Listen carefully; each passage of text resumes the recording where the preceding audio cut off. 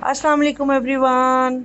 आज मैं आप लोगों से चिकन के चपली कबाब की बहुत ही मज़ेदार सी रेसिपी शेयर करूंगी और बहुत ही इजी रेसिपी है। घर में मौजूद मसालों से बनेंगे। सबसे पहले मैंने इसके लिए 1 किलो जो है वो चिकन का कीमा ले लिया है। चिकन ब्रेस्ट मेरे पास था, इसको चॉपर में मैंने जो है इसका कीमा बना लिया। और उसके अलावा मैंने जो है 2 अदद बड़े प्याज लिए हैं और उनको मैंने चॉपर में जो है वो चॉप कर लिया है।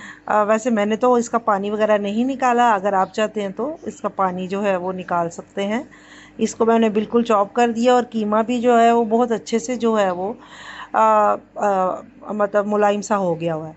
अब इसमें जो है 1 चम्मच मैंने अदरक का डाला है और 1 चम्मच मैंने गार्लिक का डाला है। हरी मिर्चें 3 से 4 अदद हैं और एक बड़ा टमाटर है जिसके सीड जो हैं, सीड वाला पार्ट जो है वो मैंने रिमूव कर दिया है और उसका बाकी जो पार्ट है उसको चॉप कर लिया। धनिया जो है वो ज़्यादा सा ले लेना है। एक जो है वो छोटा बाउल जो है वो भर के ले लें।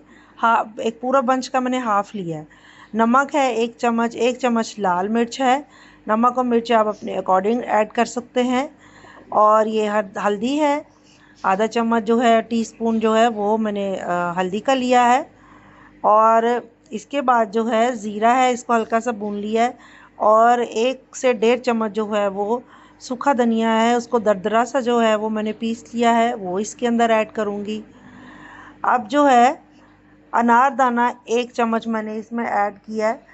आप ज़्यादा अगर पसंद करते हैं तो डाल सकते हैं। और ये मैंने 2 चम्मच जो है वो मकई का आटा लिया है। ये और कोई आटा नहीं है, मकई का आटा। इसको हल्का सा मैंने जो है भून लिया और अब मैं कीमे में और सब इंग्रेडिएंट्स में इसको शामिल कर दिया। 1 से 1.5 चम्मच जो है वो गरम मसाला वो मैं ऐड करूँगी। ये दरदरी जो लाल मिर्च है वो मैंने ऐड कर दी है।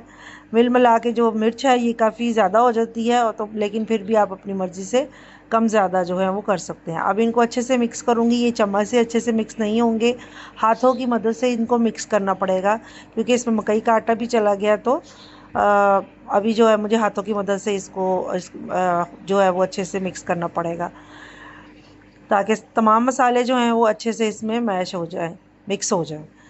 और जो लोग भी मेरी वीडियो देख रहे हैं काइंडली मेरी वीडियोस को लाइक करें, मेरे चैनल को सब्सक्राइब करें और मेरी वीडियोस को शेयर करें। अच्छे से जो है वो इस मिक्स करने के बाद में मैं इसको आधा घंटा 15 मिनट के लिए जो है वो रख दूँगी ताकि तमाम मसाले अच्छे से मैरिनेट हो जाए और जो हमने मकई का आटा भी डाला है वो अच्छे से पकड़ कर लेगा। ये बहुत मज़े के बने थे, बहुत अच्छा टेस्ट आया था इनको। आप ज़रूर इसको ट्राई करके देखें।